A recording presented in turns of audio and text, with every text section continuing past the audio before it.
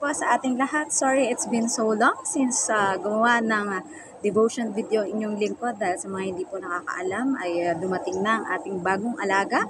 But thanks God because na-deliver naman ng aking amo ng maayos ang ating bagong alaga. Ayan, naging sobrang super busy lang po natin but syempre never natin kakalimutan ang sharing ng devotion video.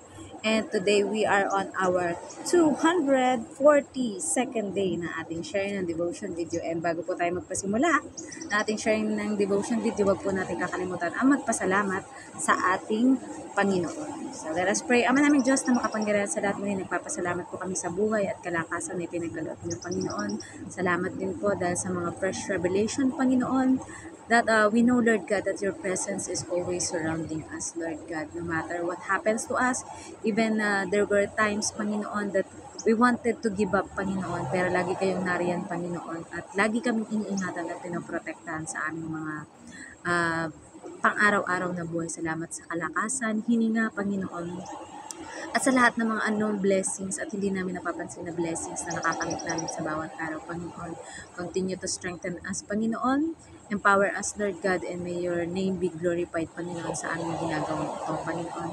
Salamat din po sa mga Hills of Glory family, sa katatapos ng na Mother's Day, Panginoon, sa protection, provision, Panginoon, at pag-provide niyo para sa aming mga pamilya, Panginoon, sa Pilipinas man, Panginoon, at sa mga churches, Panginoon, at mga ministry, Panginoon, na siyang nakakasama namin, Panginoon, at nag-iingat at nag-aalaga sa amin dito sa Hong Kong, Panginoon.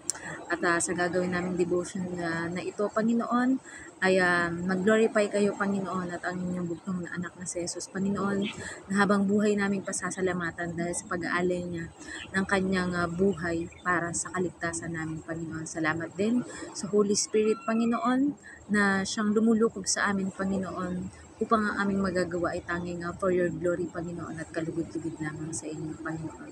Naway hindi ang aming sarili ang mataas, but maging instrumento niyo lamang po kami, Panginoon, para sa pagpapalawig ng inyong kaharian dito sa lupa, Panginoon, for expansion of your kingdom. We pray, Lord God, para sa mga makikinig ng sharing at manonood ng devotion video na ito, Panginoon, na sila ay mapagpala ng inyong mga salita, Panginoon. Purihin ka, dakilain ka. Ito ang aming samat dalangin sa matamis na pangalan ni Jesus. Amen! So, narito po tayo sa Lucas 22:49. Sabi dito, nang makita ng mga alagad ang mangyayari ay sinabi nila, Panginoon, gagamitin na ba namin ang aming tabak? Message, dahil nakahanda at gising na gising ang mga alagad ni Jesus at nararamdaman ang mangyayaring panganib ay tinanong nila ang Panginoon kung gagamitin na daw ba nila ang kanilang tabak. Application, may mga tao na malakas ang pakiramdam o instinct lalo na kapag may masama o nakaambang panganib na mangyayari. Gaya dito na nakahanda ang mga alagad na gumamit ng lakas o dahas sa nakikita nilang kapahamakan. Dahil ang tao, automatic na kapag may nakikitang nakaambang panganib o gulo ay gagawa ng paraan para lumaban o makaligtas. Mabuti na lang at sumangguni o nagtanong muna sila sa Panginoong Hesus bago umaksyon na gamitin ang mga sandata nilang tabak. Pero kung halimbawang tayo iyan, ano ang gagawin natin? Lalaban ba tayo sa marahas na paraan o sa mapayapang paraan? Dahil kung pabigla-bigla din tayo ay baka mas mapahamak tayo o di kaya ay makasakit tayo ng iba. Maaring sumangguni muna tayo sa Diyos sa pamamagitan ng panalangin upang ang magiging desisyon o aksyon natin ay mabuti o maayos. So, purihin ang pagkabasa ng mabuting balita ng ating Panginoon, di ba? So, yun na nga. Di ba automatic sa meron tayong tinatawag na adrenaline rush, di ba? Bilang mga tao. Halimbawa, may sunog, di ba? Automatically, di ba, kaya mong mabuhat kahit yung pinakamabigat na refrigerator para mailigtas mo, di ba? Sa kapag kami nakaambang sunog, di ba? Pero dito ay tinanong nila ang ating Panginoong Hesus kung gagamitin na nila ang kanilang tabak. But I think they don't listen to the instruction first or yung magiging sagot ng ating Panginoon, but they do it impulsively, di ba? Kumbaga, ay gamitin na natin, di ba? Or may panganib na, there's a danger. So, hindi sila nanangan sa or hindi sila nakinig muna or pause for a while, di ba? Ganun kasi yun sa sitwasyon, sa mga sitwasyon natin, di ba? Halimbawa, there will be a tendency na magagalit ka na.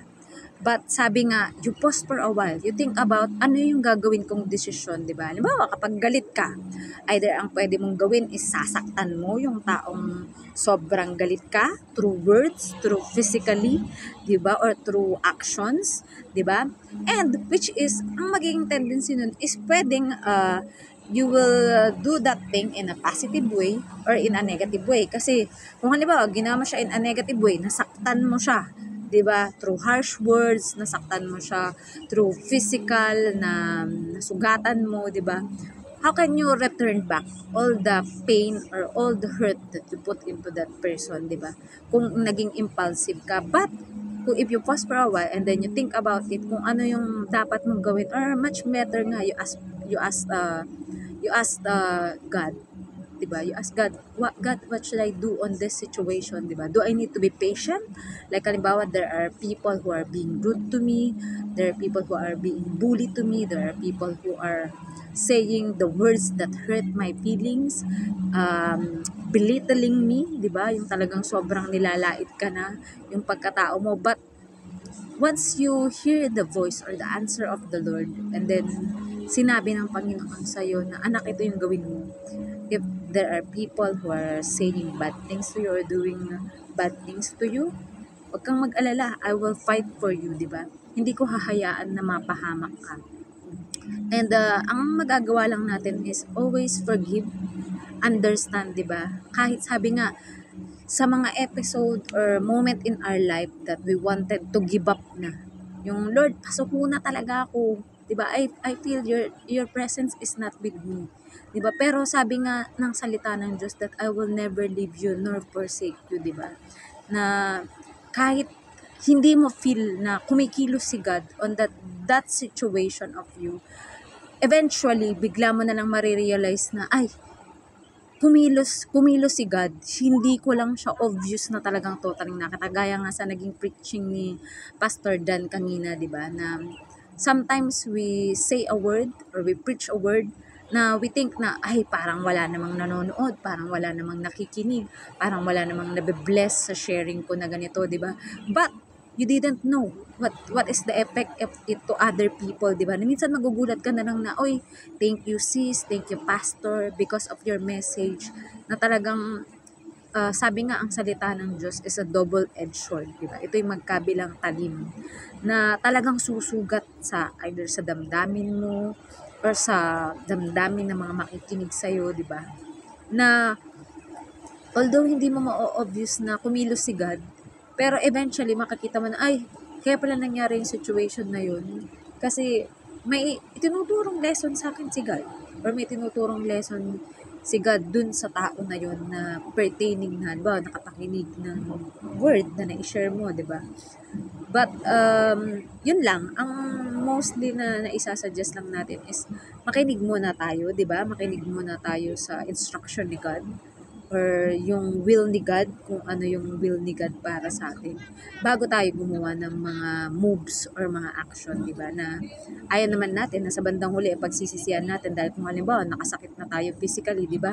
Kapag nakasakit ka physically, there will be physical damage, like kailangan mo silang ipa-hospital, kailangan mo silang ipagamot, di ba? Or worse, kapag halimbawa dahil sa naging decision mo na yun, ay na end up yung life nila, di ba? Namatay sila or something, di ba? Or talagang mas marami yung nagkaroon ng bad effect dahil dun sa ginawa mong yung action. Mababalik mo pa ba halimbawa yung life na nawala dun sa taong yun, 'di ba? Syempre hindi na, 'di ba?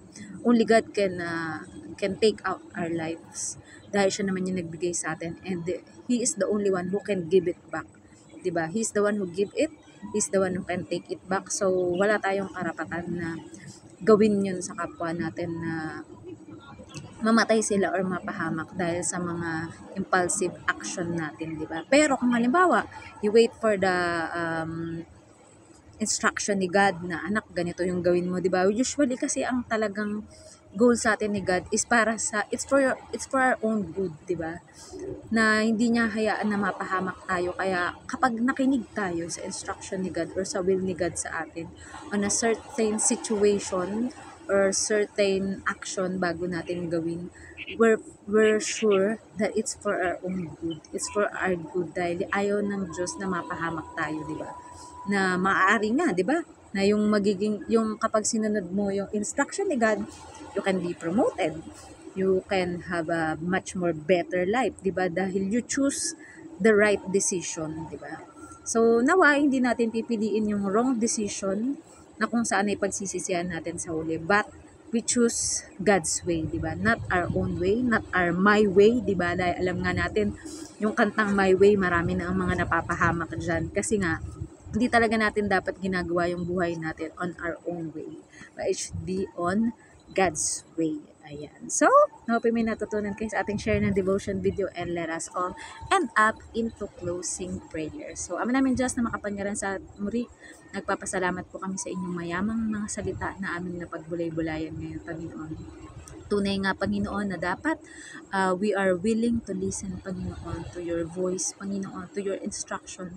Nang sa gayon, Panginoon, ang mga desisyon na magagawa namin will be for our own good, Panginoon. And give us the heart, give us the ears, Panginoon, give us the understanding, Panginoon, and wisdom and knowledge na nagmumula sa inyo, Panginoon, upang on different situation, whether it's hard or it's good, Panginoon, that we will all focus, Panginoon, on what is your will for us. It's for our good, it's for our great provision, it's for great blessings to come into our life, Panginoon. And we pray, Lord God, para sa lahat ng mga dumadanas ng mga pinansyal na problema, Panginoon, that you are the God who provide, Panginoon, that everything that we need, Panginoon, is supplied by you, Panginoon. Na kagaya sa sinabi sa inyong salita, but seek ye first the kingdom of God and His righteousness, and all these things shall be added into us, Panginoon. Ganun din, Panginoon, we pray, Lord God, para sa lahat na may mga sakit at karamdaman, Panginoon.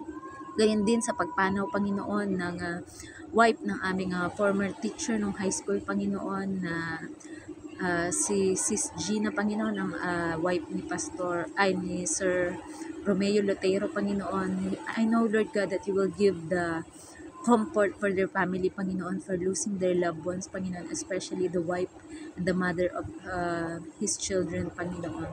Na alam namin, Panginoon, that the rest and the healing, Panginoon, is received by her. And masakit man ito sa pamamagitan ng paraan ng paglisan sa mundong ito, Panginoon. Ngunit kayo lamang ang may kakayahan at may karapatan, Panginoon, na ibigay at kunin ang buhay na at espiritu, Panginoon, na ipinagkaloob niyo sa amin, Lord God. Kaya din, Lord God, we pray, Lord God, para sa lahat ng mga pastors, missionaries, evangelists, prophets, teachers, Panginoon, kahit mga ordinary workers and students, Panginoon, that you will provide for everything that they need, Panginoon, their family, Panginoon, ang provision, ang protection, Panginoon, shall be upon every one of us, Lord God. And we know, Lord God, that we are secured once we entrusted our life and everything in us through you, Panginoon. And we pray also, Lord God, para sa bansang Pilipinas, Panginoon, ang aming bansa, Panginoon, that all the economic growth and prosperity will be received by our country. And ang mga mamumuno, Panginoon, sa aming bansa, Panginoon, will be a God-fearing person, Panginoon, who fears you and wants to do your will for the goodness of our country, Panginoon. We also pray, Lord God, for Hong Kong, Panginoon. Thank you for being the country, Panginoon, that is providing, Panginoon, para sa mga pangangailangan ng aming pamilya, Panginoon, sa aming mga amo, ang mga salary, Panginoon, o sweldo na nakakamit namin, Panginoon, na nagmumula sa inyo, Panginoon, at ginagamit nyo lang bilang instrument ang aming, ang bansang Hong Kong, ang aming mga amo, Panginoon. We pray, Lord God, for their protection, provision, healing, Panginoon, kung may mga sakit at karamdaman, Panginoon, and harmonious relationship para sa bawat isa sa amin, Lord God. And we also pray for Israel, Panginoon, ang inyong chosen country, Panginoon, na mas marami pa, Panginoon, na magiging believers of you, Lord God.